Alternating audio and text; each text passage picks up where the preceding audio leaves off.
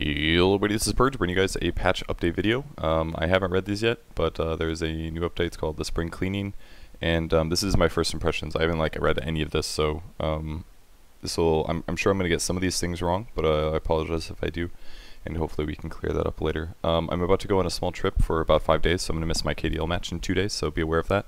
And I probably won't upload or make any content while I'm gone, but when I get back I'm sure I'll be able to jump right back into it, so just be aware of that. Next 5 days or so I will be out of stuff. So very basic things, inventory changes. I'll click on inventory items, alerts your team, blah blah blah, quick buy, grab all. I'm going to skip over basic stuff like this because I think it's it'll just increase my video length by like 10 or 15 minutes, but alt click now works on passive abilities and may have a cooldown. Oh, okay. Alright, I see, that's cool. Just like little feature things, makes sense. Interface changes, screen effect while dead, not important. Buffers, fire timer. Yeah, just feature stuff. I'll read all this stuff over very carefully by myself, but I don't think it's worth going over this stuff while I'm recording a video. Let's get to the good stuff. It's not new treasures, but that's cool. Bug fixes, blah blah blah blah blah blah. This is all probably good stuff that is worth reading again, but I'm not going to go over it. Sound effects, oh, this is great. There's so many really basic things. This is cleanup stuff that people have been kind of complaining about for a while, but I'm sure a lot of these issues will be really nice updates. You no longer see trees being destroyed if they're hidden by fog of war. Oh, that's cool. You can place a ward where buildings die. This is just so much. Holy crap, man. This is actually going to be worth reading, but okay, there's the good stuff. Gameplay update. Roshan based armor increased by 1. Attack speed now always continuously adjusts based on the latest modifier. It's heavy attack speed slows, don't linger into the next attack. Okay, that's really cool. This was happening, yeah, this is happening with Untouchable and Fire Spirits. What this basically did was, as you would throw an attack, the attack speed slow would continue past your attack, which wasn't really very fair. So even if you right-clicked an enchant was for a fraction of a second, and then right-clicked a different unit, the different unit would still get a huge attack speed decrease. So if you accidentally clicked on Enchantress with Untouchable, or if you change targets from Enchantress to somebody else, it would linger, and that was not accurate. We'll take 200%. Okay, so melee illusions created by Rune of Illusion will take less damage now. Interesting. Random draft hero selection pool time increased, or no, that's heroes in the pool. That's increased. Captain's draft pool is increased. And the bans increased from 4 to 6. Interesting. And Meepo is no longer available in ability draft. It really did make a lot of things OP in its defense. It's like whoever would get divided we stand, if they weren't stupid, would be able to absolutely just ruffle stomp. So, alright, Abaddon of Aghanim Scepter borrow time now reacts 35% of all damage dealt to nearby allied heroes to Abaddon when active. Really cool. That actually kind of makes Aghanims interesting. You could actually hypothetically use this. That's really cool. You'd have to pop it manually, kind of, but sounds kind of cool. Ancient Apparition Chilling Touch attack speed increased. This means that you attack even slower with Chilling Touch. Makes Chilling Touch a little worse. Not a huge nerf there. I think Ancient Apparition will still see play. Anti-Mage's Mana Void area of effect increased again. I can't believe this. His AoE is an entire team now. But I guess it's a way to make Anti-Mage a lot more useful. Counter Helix now is pseudo-random chance. What this means is, this was in the game previously, but basically what it does is instead of using full randomness when you do a chance, it now does pretty much guaranteed around 17%. It's like pseudo. So for example, the way it works is, let's say Axis spin chance is 17%, which is somewhere around 1 out of 8. So let's say you get hit 15 times and you still haven't spun yet. It's basically not gonna, it's very unlikely that it'll happen in pseudo random chance. As you get past the 1 out of 8 mark, everyone that it goes past, your chance to spin will go up, basically. That way it encourages you to spin the more you miss. And the same goes if you just spun. I believe the next spin is very unlikely to spin, if I'm not mistaken, but it's still possible. I think that's about how it works. So it's basically adjusting the math a little bit to make sure that it isn't super lucky or super unlucky. And this is good because it makes the heroes more fun to play. You'll feel more reliable about them. You can better judge how strong they are.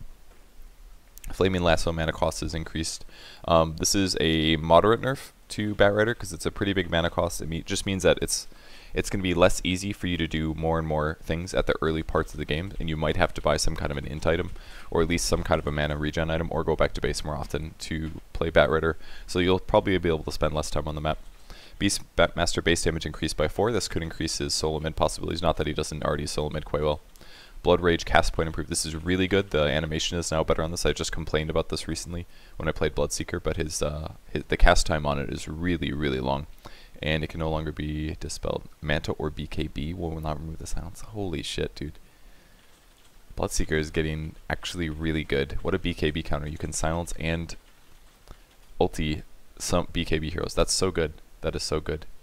That is like ridiculously good. Especially the cast points lower. God, that's so good. You could just get like a Blink Dagger on Bloodseeker now or something and like initiate silence important hero and just blow him up. On the bright side, if he BKBs, then he won't take magic nukes, which is usually the reason that most people buy BKBs. But if there's some hero that can counter Bloodseeker hard, like a caster by just getting a BKB, like an OD for example, would still get wrecked by Bloodseeker. So I think Bloodseeker could be played now maybe. That seems too good to not be OP. I should make this bigger, sorry. That's better. Okay, sorry about that. Bunny Hunter track range, cast range is increased, okay. Or it's actually nerfed. At lower levels and the same at max level, which is, it's okay. Brewmaster, your next attack will always activate a Drunken Brawler. Okay, that's cool. Makes Brewmaster a bit more tactical. If you've not been attacked, it automatically, that's really cool. I like this. I don't think this isn't going to matter, this little question mark for the Fire Spirit, but I think this is cool. Could see him be played a bit more, maybe in offlane or mid. But it does give you more reliable damage, which means you have a better chance to kill people that don't have good escapes. No longer has unique values for the first movement speed stack, and now does the same as all stacks. Interesting. I don't completely understand this. First stack bonus was 5, 7, 10 movement speed, now does the same as all stacks. Apparently as you cast it, it would only give you 5, then the next would give 7, the next would give 10. So I assume that means... Okay, here's the... 5 to 9%, old level 3 is 10 to 28%, new level 3 is 15%. I don't completely understand this, and it's not worth me like trying to figure this out right now. Poison sting damage per second increased from 4 to 8, that's huge, a lot more harass there. His free pathing no longer deactivates when enemy has vision of Broodmother. I think this needed to be changed back because it just made moving around the trees way too hard. It's now disabled for 3 seconds when he takes damage instead. Okay. I think that's good. I like that. Yeah, the vision thing was a little too hard to abuse, I think.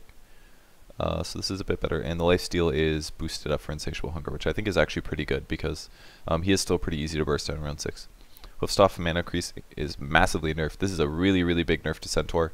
Keep in mind, Centaur has been buffed for months and months and months until he's finally where he is today. The biggest buff was the Blink Dagger costing no mana, but by putting Hoofstomp back up to 130, it will actually cost Centaurs a lot more to initiate. This is also going to encourage Centaurs to just max out Hoofstomp immediately after Double Edge instead of maybe delaying it a bit, but people kind of did that already, so this will hurt him a moderate amount, quite a bit actually, in the early game, because before you'd have Stampede, which was 80 I believe, and Hoofstomp was 85, that's like 160. You'd still have enough for another Hoofstomp, but now his mana pool is going to be low enough where he's probably only going to be able to do a Hoofstomp and an ulti, and unless he has a wand, he won't be able to do another Hoofstomp.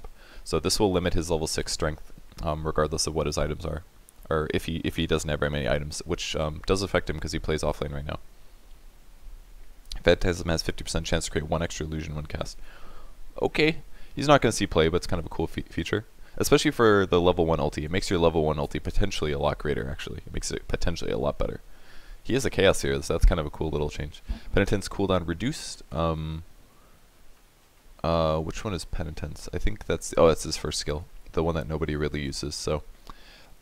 maybe it'll get more use. I don't see people leveling this skill first because Test of Faith is the sendback spell as well. But I guess in the very rare circumstances where Chen is level 16, then this will be cool. I think it's a pretty big uptime, like 3 or 4 seconds, so that's a pretty big uptime on that spell. Clink's Death Pact cooldown reduced. It's actually a buff to late game Clinks, which surprises me slightly because Clinks is actually played a lot already. I don't know what the stacking is, what the duration or compared to stacking is. Let me check. Playdota.com heroes. I think the uptime is pretty darn close to 35, so you might be able to keep it up 100% if I'm not mistaken. Bone Fletcher. And Death Pact duration is 35, yeah. So it's 100% uptime at level 16 now, which means that you can pretty much always have Death Pact up, which I think is kind of good because in late games sometimes you'll be running in trying to start a fight and then you have to run out again, go grab another creep. And at least there's no downtime now. You can at the very least use it on a creep wave. So I think this will help Clinx's push a bit late game, which is maybe not the worst thing because his late game can sometimes be a little weak. Poison Touch no longer causes a mini stun. This only removes the instant mini stun at the start. The debuff will still stun the target when the poison sets in at level 4. So this means you can no longer interrupt TPs with Dazzle. You can't interrupt channeling spells. This is something you might have to be a little careful with. But basically, you can't stop TPs, and you can't stop channeling stuff unless you make level 4, which actually means that Dazzle interrupting stuns or channels is very unlikely, and even stunning people with level 4 is going to be very unlikely because I think it takes like 2 or 3 seconds for the stun to kick in, if I'm not mistaken, because the poison applies, it does 1 second of slow, a second of slow, and then it stuns. So after 3 seconds, you basically have to poison touch almost. I don't think you can even stop TPs now because it's like 2.75 seconds. So this isn't necessarily going to encourage Dazzles to max out the poison touch first, but it does prevent him from stopping TPs, which is a pretty big deal. Definitely one of his weaknesses before, at least, is that poison touch was kind of worthless, and now it's a little too good at 1 skill point, I think. It's not super strong as an ability, but it's pretty good. Yeah, it takes 3 seconds to set in the poison touch damage, and yeah. So, a bit of a nerf to Dazzle there, but he kind of needed it. He was pretty good at all levels. Kinetic Field cooldown reduced. As you level it up, that's your 3rd skill. Doom no longer ignores magic shields. Okay, so this includes Pipe of Insight. I bet it includes the Flame Guard of Ember Spirit. So just very, very, very slight nerf to Doom. Not really that big though. I think he'll still see play. Draw Ranger Gust knockback duration increase. This is basically a stun, more or less, but increases the duration. The recharge time reduced. This is good for Earth Spirit. I think he could use a buff. I think he's actually in a pretty good place right now, but I don't play him. But from me watching other people play him, he looks pretty balanced. Creeps no longer try to path around Fissure. Oh, that is beautiful. Oh, that is such a good nerf. This means that Earthshaker could legitimately see play in a fair way. It was a little unfair to just path around the fissures because you could just divert creeps from a wave into Ancients, and it was just the most OP thing ever. You could like deny an entire creep wave of EXP for mid lane or off lane or whatever lane you want. It's way too good. And Echo Slam no longer ignores units that are invisible in Fog Aware. Alright, that's fine. But mainly this one is really good. This is like by far one of the biggest abuses in the entire game in my opinion, and it's almost impossible to stop unless you ward the Ancients, and that's just a pain in the butt. So I think that really needed to happen. Echo Stomp mana cost reduced down to 100 at all levels, which is fine. Physical and magic damage increased based on the level, so he's a bit better late game, more mana efficient, things like that. Ember Spirit Searing Chains duration reduced. Okay, alright, I like this a lot. So basically you can't get away with just 1 level of Searing Chains now. The duration is really crap.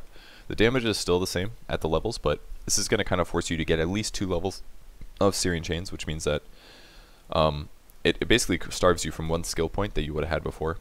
Your damage still does go up by it, so in some ways that extra skill point is still giving you some output and some payoff, but at the very least it's going to cost them a couple more skill points to be effective. And the bonus damage is also going to be reduced, which I think is another really good thing, because Ember Spirit, once you get that level 4 Sleight of Fist, it was really frustrating to play against. Even as a support, you'd be getting hit for like 200 physical damage every 6 seconds or so, and that was really rough. That was before any damage items, so I think he might need more than this in terms of nerfs, but we'll see. I think the Searing Chains nerf is going to do a big thing, because it'll be 4 levels as well for the level 3, the 3-second disable, so hopefully this makes progress. He doesn't really need to be over nerfed, but I'm sure this will make some nice progress.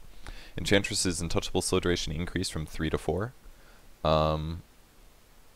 I guess this is okay. It doesn't really, I don't know if it's necessarily a net nerf, because remember, Untouchable is technically bug fixed / nerfed up above, so in regards, so it kind of confuses me why the slow duration is increased, because technically the slow doesn't reapply to other heroes, so if you're still only attacking Enchantress, it doesn't matter what the duration is, because they're still going to be attacking you repeatedly. Does that make sense? It kind of confuses me why this needed to be done, but it is done. Can I make this bigger?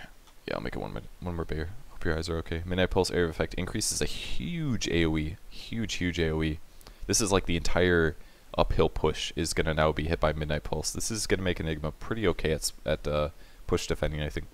Faces Void base agility increased. Turn rate improved. I dare say Faces Void will... This is like a very, very small nerf or buff I'd like to point out. 2 armor is very low.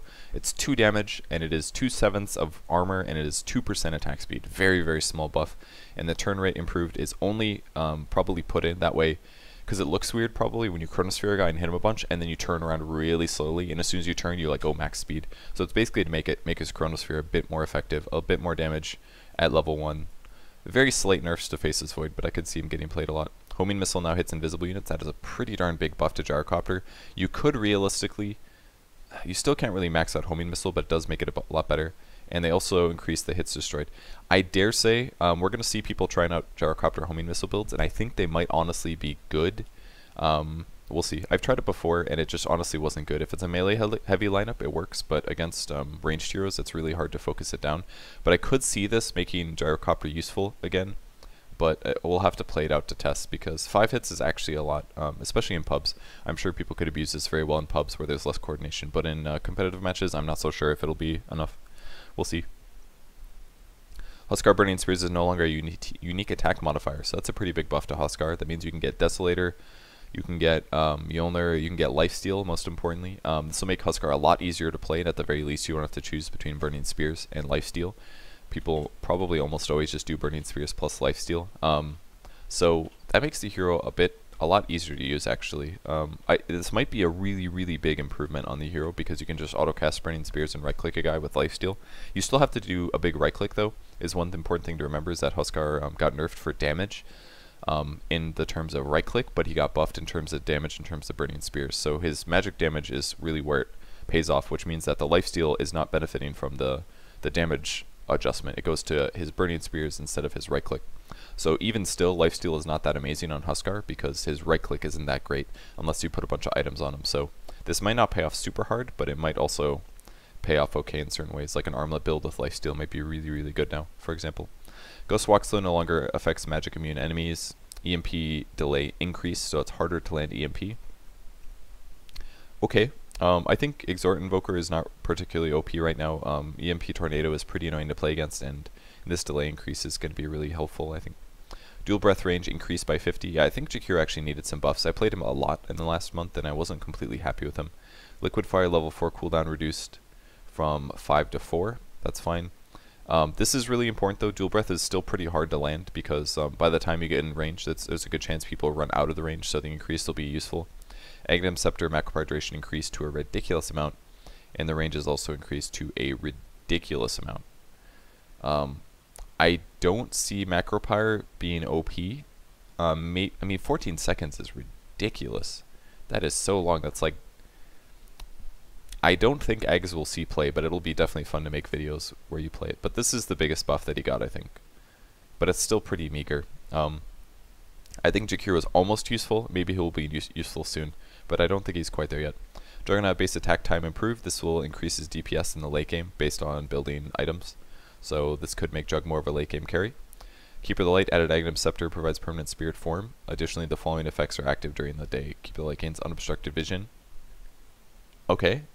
And Illuminate heals allies for 75% of damage values. This is likely not going to do anything because nobody is going to build an Aghanim Scepter on Keeper of the Light, I don't think. Although the unobstructed vision during day is ridiculously good. It's basically it's an alternative to the Night Stalker Aghanims. I think Keeper of the Light actually has just as good day vision as Night Stalker does. So that means if you build an Ags on Keeper of the Light, you will have a giant walking ward. And that's pretty amazing on a support hero, actually. We could see this picked up, maybe, because Keeper of the Light definitely can farm it, but you have to remember that there's a lot of other really important items that you could buy with 4,100 gold, like Mech and a Force, and in most cases, that's going to be better than Eggs. The important part is that the Illuminate does heal allies for 75%, so you could argue that this is basically a Mech anyways, because that's 500 damage at level 4, so 75% of that is like 300, 350 or something like that. It's about 350 heal, so you can cast that spell quite often. So I could see this being played actually as a support. It's a 4 minutes on, 4 minutes off unobstructed vision, which is amazing for pushing. You always have spirit forms, so you can always blast, but blind and recall and the day vision and the heal. I think this is pretty cool actually. I think we could see Keeper like maybe get played with this. You're still gonna die by Force Staff, but Agnum's is pretty good on Keeper because his HP is low anyways, so I could actually see this be built maybe. I think this is pretty reasonable. You might still have to get a Force Staff first, but Eggs afterwards, or if somebody else is building a mech, could be good. Kunkka Torrent area of effect increase very, very slightly. X mark the spot now lasts twice as long on allied heroes. Okay. And the Ghost Ship buff increases Ghost Ship AoE indicator for allies. I don't know what that means. Maybe it shows like an AoE on the ground or something so people know to walk into it. I'm not sure. Overwhelming odds, bonus damage per hero is increased. Okay. Per creep is still... Wow, this does a huge amount. I don't know what the number implications from this are because the creep is still 20. So if there's 4 creeps, for example, you're doing extra 80. I'm going to pull up Legion Commander because I want to 3D craft this math really quick because this looks pretty cool. Legion Commander. I don't know what the Legion icon... Oh wait, yeah I do. There it is. In Dota 1 it's different. So right now press the attack does... I'm sorry, overwhelming odds does 200 damage at level 4, 20 per unit, and now it does up to 65 per hero. So 200 base, let's say 4 creeps adds a total of 80, so 280, and let's say 4 enemy heroes, that's like an extra 200 damage. So you're basically doing a 500 AoE damage nuke now with overwhelming odds, which is really good AoE impact. Which means that Legion can actually still contribute to team fights quite well, regardless of having good duel damage or not, which is good. It'll pull her a bit away from duel. The AoE is increased as well, and the base damage. Okay, I'm sorry, they rescaled the base damage, but it's very meager. It's like 20 damage decrease. So this means that during pushes, Legion is going to be really good at defending. Keep in mind, this damage is not just to heroes, that's to creeps as well. So you could very easily clear an entire creep wave if they're pushing up. I don't know if this counts. I don't know if this 65 counts for illusions or not, but I do know that the spell does bonus damage to illusions in the first place. Summon units and illusions take bonus damage equal to 25% of their current life before taking the regular damage. So this very easily could just stop pushes, and maybe we'll see Legion as a turtley hero, who knows. Lightning Storm now slows the target by 75. Oh damn, that's cool. Alright, I'm definitely going to max out Lightning Storm at some point, or at least get 1 level of it, I dare say. It's a very, very low duration, but this is a cool little buff. It's almost like a mini stun technically, but I would like to see this in play. If you're playing a supporty Leshrac, I could see that being kind of useful. Lich's Frost Armor can now be cast on buildings. That's really cool. Agnum Scepter, Chain Frost no longer has a bounce limit. This is really cool. I saw somebody tweet about this. This is like one of the few spoilers I got before I got here, but this could actually still be a major threat, especially against push lineups. This could be a threat.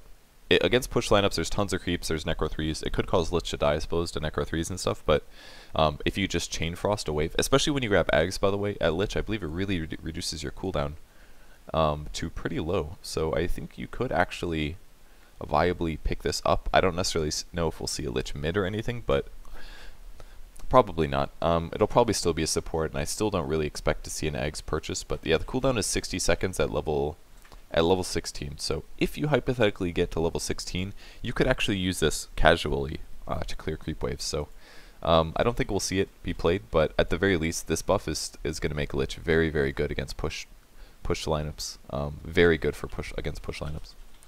That's borderline OP, I dare say, because even an early push, if Lich gets an early level of Frost Armor and shifts to the lane and drops the Frost Armor on the tower, they're gonna take so much damage. Plus, it works on range shares as well. I mean, the amount of time it'll take to destroy a tower now is massively increased.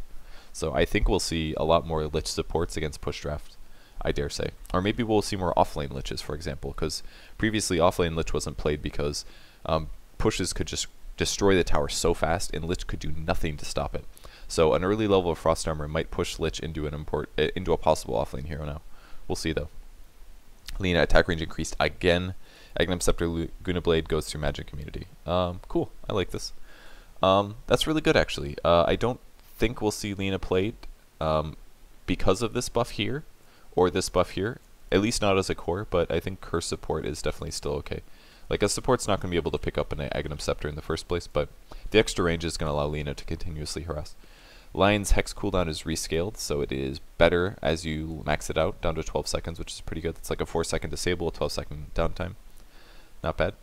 Spirit Bearer health regen increased. I like this. I think this is pretty good. Spirit Bearer's kind of easy to punish now, He takes a lot more focus now that he gives 300 gold, so the health regen might balance this out. Luna's base agility is reduced, so 4 damage nerf on Luna. That is 4% less attack speed and about half a point less armor. Shapeshift no longer provides health bonus. I think this is an okay nerf. Magnus's skewer maximum target. Oh, removed the maximum target limit. That means I don't know if this still gets unlimited amount of creeps or anything. I assume it's just heroes, but that means it's better at skewering level 1. The range is slightly buffed here. Magnus has not played very much, so I think this is okay. Split shot reworked from blah blah blah of damage with 5 targets to 80% damage with maximum targets changes. Okay, I like this a lot actually. This means that split shot is actually way more useful in the early game. Because in the early game, it's not very common to use split shot in team fights because you're only hitting for like 40 or something weak. But at the very least, you can control better. If there's limited amounts of heroes or creeps, you're more likely to get the last hit. So I really like this change. This is a very smart change, I think. Yeah, a very smart change. I like this a lot. It's a little OP in the early levels, I dare say, because if you're only fighting 2 heroes, you're now doing 160% damage instead of needing 2 or 3 points of skill shot or split shot to do damage. But I think it's kind of balanced because Medusa's a pretty weak hero in the early game, pre-6, so I think this will be a nice little buff. I think it's definitely worth it to grab an early level of split shot somewhere before 6, and maybe not before 6, but this is pretty good. This is honestly pretty good. It might be worth picking up pre-6. Definitely not worth putting off for forever. You could even get away with like 2 levels of split shot and leave it at that, maybe 2 or 3. You don't really need to max it out now. You could just get 2 or 3 levels, I think, as well. Maybe you can get more stats. No longer requires fog or war vision to bounce, okay. And the absorption per mana is increased. So this is a buff, especially at level 1. It's the same at level 4, but it's better early, which I think is pretty good. So Medusa's early game sucks. This is a nice buff to Medusa's early game, and this is a nice buff to Medusa's early game. That's cool. Meepo base movement speed increased by 10. Little buff to Meepo. Mirana's Sacred Arrow vision reduced, so it gives less vision as the arrow flies through, which I think is fine. The vision it gives is already pretty good. And this will be less likely to spot heroes sitting in trees and stuff when you arrow at a tower. Naga Siren Mirror Image Illusion damage reduce. So a bit less damage from the illusions. Riptide Area of Effect reduced again. And the negative armor no longer goes through magic immunity. I didn't actually know that it did that, but moderate buffs to Naga Siren. She's still going to be really annoying split pushing, but at the very least her illusions will not hit you as hard in the late game. So we got, or even in the early game actually. It's a moderate nerf to damage here. Not a huge amount, but a bit. So I think Naga will still see play. I think she'll still see play. Necropho's Heartstopper Aura Area of Effect increased. Okay, that's not going to do much. And now it's plus 30% duration to the respawn timer. That's cool. I actually like this one. Makes Reaper's Scythe a lot more situational. I like how he's being pushed into like this niche area of screen people's respawn. So this is cool. I like this. I don't think it's gonna make him see play, but it's some nice buffs. Maybe some meta will be created out of him eventually, but I think he's not gonna do much right now. Darkness now also affects the vision of buildings. I thought it did this already, but I guess not. This makes Night Stalker pretty annoying to play against, I must say. Next Assassin Impale cooldown increased, and Impale can be no longer blocked by Lincoln Sphere, which is fair actually, because it's a ground targetable ability. So it's there. I mean, there are some spells that are still blocked by Lincolns that are ground targetable, like Fissure, for example. But the cooldown increase is a nice nerf to counteract with this, because Lincoln's is actually built a lot right now, and this is going to make Nyx a little bit better against Lincoln's heroes. He's still not going to be able to use Mana Burn, because if the Impale doesn't block the Lincolns, then the Mana Burn will be blocked by Lincolns, but I think this is a nice adjustment. Ogre Magi base armor increased again. He has huge base armor right now. Cast animation improved as well by a small amount, so Ogre Magi may see more support play, we'll see. Omniite Purification Area of Effect increased. Repel no longer removes positive buffs from allies, that's good. It doesn't remove Guardian Angel, that's really good. Before you would have to use Repel first and then Guardian Angel. Now you can Guardian Angel first and then Repel. This also means you probably won't repel off things like Bloodlust or other little buffs that you can give to allies. The duration is also increased, and the Aghanim Scepter duration increased by a lot, a huge amount. This is actually potentially game-breaking. Maybe not game-breaking, that's like Omniite as a whole, in terms of his abilities being OP on paper, but maybe we'll see more Omniite play, honestly. That's really, really good. That's really good. 10 seconds of team invulnerability. Your team will basically not die when you get an Aghanim Scepter for 10 seconds. It's a huge cooldown of 140, but this is seriously strong. This is seriously strong. 8 to 10 seconds of invulnerability. Against the right lineup, this is OP. This is OP. Stifling Dagger cooldown reduced. That's a pretty big buff. The slow duration is like 4 seconds, so getting away from Phantom Assassin is simply not going to be possible. Blur evasion chance increased as well. It scales even better. 50% at level 4 is ridiculous. I like that it scales better as well. Instead of doing 5%, 5%, 10%, and now does 10%, 10%, 10%, 10%. Which means that putting more points into it is going to feel better. And a lot of people don't put a lot of points into it early, but this is amazing. You could, I can almost see, especially with the dagger cooldown being reduced, I could almost see a build where you go 2 dagger or 3 dagger, and then you get more levels of blur easy. Imagine like just maxing out blur right away. Like nobody is going to be able to kill you. They'll still be able to nuke you down and easily kill you that way, but this opens up build possibilities, I think, for Phantom Assassin that she didn't previously have. You don't need to necessarily max out the dagger because the uptime will be more, because the cooldown is lower. So you can get away with getting more levels of blur, possibly, depending on the lineup. Nice, Phoenix getting nerfed. Cast point extended. This is good. So you can't instantly dive. You'll be forced to predict stuns a bit more. Fire Spirit's damage reduced by a very slight amount. And the health cost increased by a bit. So I think this is good. This is very, very mediocre. This is not going to affect very much. The health cost increased is going to hurt Phoenix a bit. It's not going to be a huge amount. But I think this cast point time is going to make things a lot better. It's going to be a lot harder to dive at the exact moment that you're in trouble. This is going to make playing Phoenix on ping issues a lot harder as well. So we'll see how this plays out. I think Phoenix will still be OP in the off lane, but it might not be as bad. I'm hoping not. Pugna Decrep, mana cost reduced. Okay, I like that. Netherward duration increased. I think this is cool. It could make something like a Pugna support more viable, but I think it's still absolutely bad. But it will allow you to cast Decrep more often without having to worry about your mana pool, which is cool. Shadow Strike cooldown reduced from 8 seconds to 4 seconds at level 4. Max this skill out. Holy crap. The slow is actually really good on it. So late game, this could be really strong. Shadow Strike cast range also increased. So Queen of Pain will be a lot better at level 1.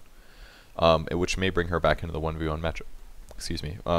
Previous to this, she wasn't played much at all. She was for a long time. She was one of the top mids, but she got phased out. Alright, looks like we're like 2/3 of the way done with this. Strength gain increased. This is a big buff to Razor. So every level, he gets an extra 10 more HP. So by level 6, he'll have 60 more HP. By level 10, he'll have an extra 100 HP. This is a big deal. This is the equivalent of like an extra belt of strength or something. Yeah, an extra belt of strength every 10 levels. It's not bad. It's not bad. The slow duration is also increased a little bit at all levels. It's fine. Backstab now works when attacking allied units. Okay, so you can deny them. Shadow Demon added an Aghanim Scepter upgrade. Demonic Purge cooldown replaced with 2 charges that have a 40-second replenish time. That is really cool. I like this. I don't think we'll necessarily see it in pro play, but you could build it. Shadow Demon's pretty darn item independent. You could hypothetically go something like Force Eggs, but there's probably better stuff to build. Ghost Scepters, Blink Dagger.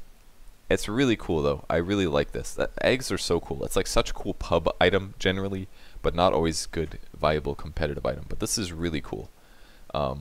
Especially if they have multiple BKB heroes, you could Demonic Purge one guy and then cast it on somebody else. That's really cool. It's going to burn your mana pretty fast because Demonic Purge costs 200, 300, 400 mana, I think. Or maybe it's 200 at all levels. It does 200, 300, 400 damage. But that's really cool. And most importantly, you could keep somebody so slowed for so long that you could easily outplay them with this. It will actually turn Shadow Demon into a solo killing machine. Maybe we'll even see something like a mid Shadow Demon. I'd be a little surprised, but that's really cool. It gives him a lot more late game viability, I think. He's still pretty darn heavily countered by BKBs, is the only problem. Shadow Fiend Requiem of Soul secondary debuff now affects magic immune units. That is the damage reduction. Silencer agility growth increased. That's pretty amazing. That's an extra 1 point of agility per level. So every 7 levels you get 1 extra armor, which is good. It also increases his attack speed by about a decent amount, 10% per 10 levels. Not bad. Curse of the Silent cooldown reduced to be better at level 4. Okay. Scarlet Mage base movement speed increase. He has huge base movement speed. He's actually tied with the fastest hero now. I think 325 is the fastest, maybe 330. So this is really good for him. Concussive damage shot damage increased slightly. Small buff. Sniper fix sniper's acquisition range not matching his maximum attack range. I think this means that if you A-click the ground, maybe, I would guess that means to start attacking, you would have to be within a certain range that was bugged. But if they ran away from you, they would still be within range. I think that's my guess of what is happening. So maybe a sniper will seem extremely OP now, whereas before, this happens sometimes where here we'll get a buff and it'll be bugged. They will think that they fixed it correctly, but it'll be bugged, and then they'll buff it again, and then they'll be like, oh wait, there was a bug all along. So these last two buffs were in some ways unwarranted, or at least the second buff was unwarranted. And then once the bug gets fixed, you realize that he was overbuffed, and then he'll be nerfed back again. So this might happen with Sniper, we'll see. Spear Breaker, another strike cast range increased. Pretty good. 700 all levels is a huge range increase. And the cooldown is rebalanced to be worse at level 1 and better at level 16. Space base damage increased by 5. Sven's getting some big buffs here.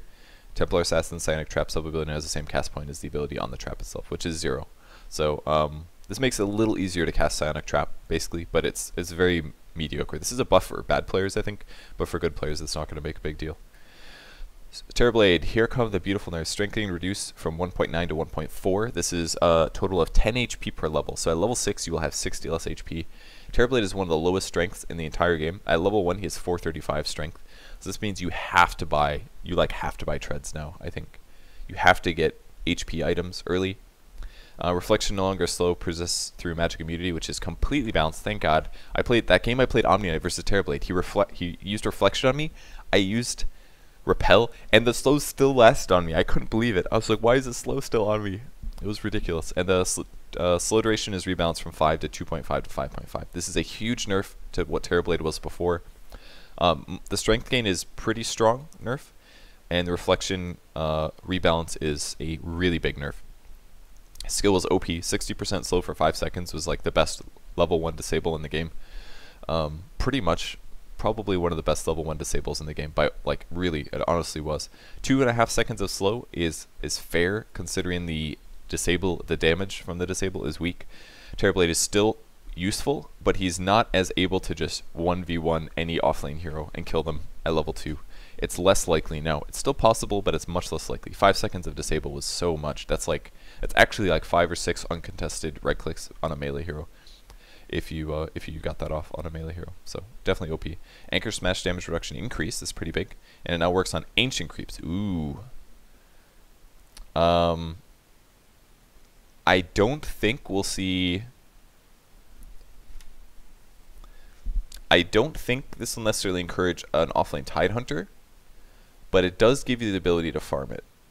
So you have to remember that even to anchor smash ancient creeps, you have to level it up first, and it kind of sucks at level 1. It goes 75 damage, 125, 175, 225. So level 4 it does 225 physical damage. You could stack ancient creeps and clear these later, but the problem is that until you get the anchor smash leveled up, it's not going to be very good at clearing ancients. It's simply not. You can't do it with level 1, level 2. You probably need level 3 or level 4. The cooldown goes down. But if you, an offlane Tidehunter, for example, could stack 5-6 times, and then as he saps XP, he could go back there later and farm it for his Blink Dagger or something. That's possible. Heat-seeking missile no longer blocked by Ethereal. This is a buff to Tinker, actually. It makes it a little easier to use the E-Blight Dagon combo. So that'll be a little annoying, because Tinker is already kind of annoying. Craig Exterior stun duration rescaled. It is lower at level 1 and better at level 4. So it makes it a little bit less RNG, I would say. Whirling Axe's cast point improved from 0.2 to 0, so it's basically buffed back to where it was. I actually like Troll Warlord, but he does have late game carry potential issues. Tusk reworks Snowball into a 2-part ability, one which creates a snowball, and a sub-ability to launch the snowball. You have up to 4 seconds to use the sub-ability. The area that automatically pulls allies in has been reduced. Interesting. Wait, that's the old. Let's scroll down a little bit. New, begins rolling in a snowball automatically. I gotta actually reduce this here so that I can read this. Begins rolling a snowball automatically gathering allies in a 100 radius. Allies within a 400 radius can also be added to the snowball by right-clicking on them. Once launched, any enemies caught in the snowball's path will be stunned and take damage. Each allied hero in the snowball will add to its speed and damage. So it's kind of being buffed back to what it was in the past, where it made it really fast. Damage is the same. Bonus damage per ally goes up. That's cool. Bonus speed per ally goes up. That's cool. Stun duration is the same. Gather radius is 100. Launch time is 4. So this means that ganking with Snowball is going to be a little easier. What you can basically do is you can start the Snowball from increasing, and then people can jump in. So there's a bit more control about whether or not you go in the Snowball or not. I lost my place. Cool. And you actually do go faster now with allied heroes. In the past, it did this when Tusk first came out. This was the case, and people would just roam the map with Centaur and Tusk, and they would snowball everybody, and it sucked. But he got nerfed, and maybe he'll be more supporty here. I could see him be played a bit more as support with this. We'll see. Undying Soul Rip area of effect increased by a huge amount. This is pretty big. Tombstone Zombie Death Lust max percent HP threshold increased at all levels. This is really good. It makes Tombstone better at level 1. It makes Undying the early game strong hero he kind of deserves to be. The zombies no longer give any experience or gold. Okay. And the bounty increased from the tomb. And the Flesh Golem's Plague Aura now affects magic immune units. Interesting. Okay. Interesting changes. Makes the Tombstone even better early game. Dare I say OP. And they don't give gold or experience anymore. Ursa Fierce Swipe's no longer a unique... wow, that's a big one. Let's see what OP things can you get with Ursa now. Desolator is going to be really strong. Downside is that buying a damage item on Ursa is not always needed. You kind of need utility stuff a lot more, so maybe this won't pay off hard, but Desolator is really good. Mjolnir is a waste because you don't need attack speed, technically. You kind of do in the late game, but in the early mid game you don't. Desolator, I assume, will be really good though. You'll probably blow people up really fast. Probably Deso is the main one that I'm thinking about. Oh, you could get a Scotty as well. Scotty would be kind of cool. Scotty would actually be really good. Because the damage at a Scotty, it doesn't really give you that much actual right-click damage. But it does give you 25 strength. And strength actually translates to damage for Ursa because of his enrage ability. His ulti gives you a % of damage based on your HP, your current HP. So if you increase your HP by 500, which is what you're doing, then you're also getting 7% of that in damage back, and 10% is 50, so it's around 35 damage. So Scotty actually gives you around 55, 65 damage on Ursa. Scotty definitely could be a viable Ursa item, plus people are never going to be able to get away from you. So you still have to worry about being stunned, but if you have a BKB and a Scotty, people actually won't be able to get away from you. So kind of cool. This opens up Ursa's possibilities. That's my theory craft. Deso or Scotty is going to be the way to go. Vengeful Spirit, probably Scotty more than Deso. I think Scotty has a lot better implications. HP, attack speed, mana pool, all that good stuff. When Vengeful Spirit is slain, her kill is inflicted with a negative vengeance aura, which decreases the damage of her killer and their nearby allies until she revives. Interesting. It's based on her vengeance aura level and has a 900 range of area effect around her killer. This is really cool. You could possibly max this out first now. 28% damage at level 4 is actually a decent amount. It's what? It's about 3/10 of your damage, so if a hero hits for 100, they're going to be hitting for 70. And most importantly, Vengeful Spirit as a support is likely to die. If she swaps on an ally, she's still likely to die. And if you put that negative vengeance aura on an enemy carry, the carry will very likely stay alive until the end of the fight and then die. So I dare say this is going to it makes her better at team fights. Basically, it impacts a pretty big team fight swing. You're going to do minus armor. At the very least, even if you die, your aura is still paying off, which is the important part. It makes those skill points not wasted. Because before, if you throw a max level stun and a max level wave of terror, it's still paying off if you die, whereas the aura only works if you're alive. So I like this interaction. It's really cool. Some people still max aura, are maxing aura first. I saw somebody on Titan go 214, but not everybody agrees with that. So I'm unsure. I think it could see... I don't think it'll really... She'll still be played. She's still played right now a little bit, but not a huge amount. But that's a cool buff. I like it. Visage Grave Shield cooldown increased from 16 down to 10, so buff on Visage. Oh, I'm sorry, nerf actually. It's worse at level 1 unless you level it up. So nerf on Visage. Warlock Shadow Ward duration increase. That's huge. That means that it's one of the best nukes in the game right now. I think it does 45 damage per level, so that means you're doing around 500 damage at level 4 with Shadow Word. That's amazing, and you can heal for 500. That's pretty big. That's really big. Upheaval cooldown reduced. Wind Ranger activate. Wind Run now just joins incoming attack projectiles. Okay, this is a nice little buff. Previously, if you'd attack Wind Runner and the attack would be in the air, and then you'd use Wind Run, it would still hit you because it attacked before the evasion check went through. But now it will disjoint incoming attack projectiles, which is a nice little buff to Wind Ranger, actually. It'll allow her to solve oh shit moments a little bit better. Aghanim Scepter focus fire damage reduction decreased. Wow. Okay. So that's Aghanim's. Okay. Aghanim's on Wind Ranger could actually be quite played right now. It's pretty amazing. Previously, Aghanim Scepter on Wind Ranger was pretty much worthless. All it did was made it so if you had a Mjolnir, then the magic, like the lightning, would also be reduced by this 30% here.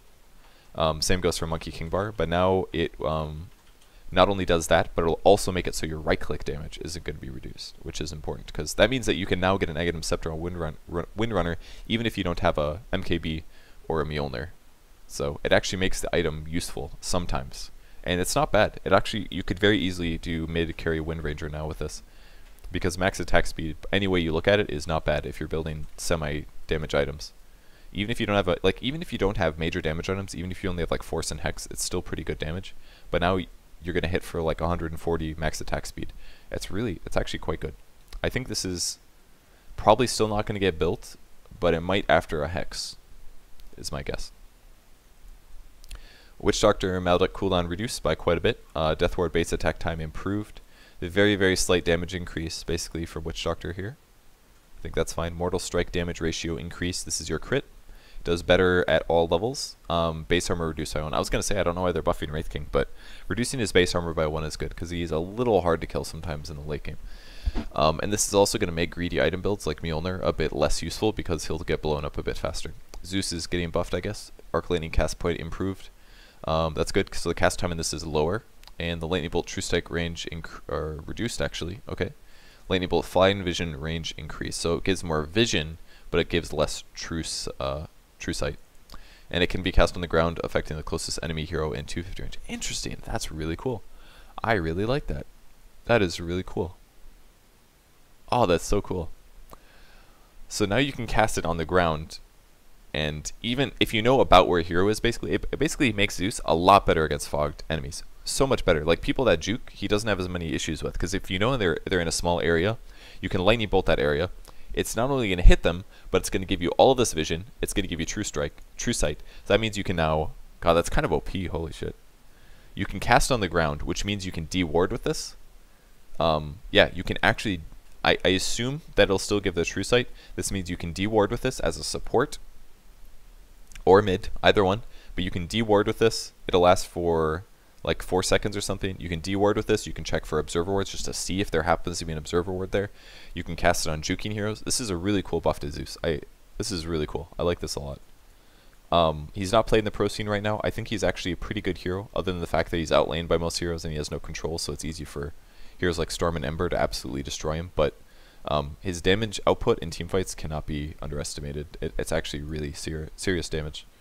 So, cool. I really like these changes. It doesn't like have to change his item build like an Aghanim's changes. It actually is just an all-around really big buff to both the Lightning Bolt. Lightning Bolt is a lot better now, and a really big buff to Arc Lightning as well. That's a big cast point difference. Alright, that's it for the patch. So, it's very likely that this is all of the changes that are going to happen going into TI, so be aware of that, guys. There's probably not going to be any more buffs or changes until TI happens, because it's important that you don't change the game too much before a super major tournament. So, really nice patch. I like everything here. I think it's really nice. I think this might allow heroes like a Terrorblade to be put into pro games. It's possible. This rebalance is good. It's basically they needed to really fix a lot of stuff. And I think the nerf to Ember Spirit and Terrorblade are going to be good enough. It should make pub games a lot more enjoyable as well. Maybe we'll get another slight adjustment before TI, but it's very unlikely. If there are adjustments, it's probably not going to be on heroes that are actually in the game. It'll just be more adjustments on like Phoenix and Terrorblade, heroes that aren't in Captain's mode yet. So I guess that's it. I think this one was fairly easy to understand. I maybe messed up 1 or 2 things there, but everything was pretty straightforward, just little number adjustments and things like that. That's my thoughts and impressions. Again, I'm going to be gone for about 5 days now. Thanks everyone for tuning in though, and hopefully you have fun in pub games, I guess. I don't know what else to say here. Goodbye, I guess. Alright, see you guys.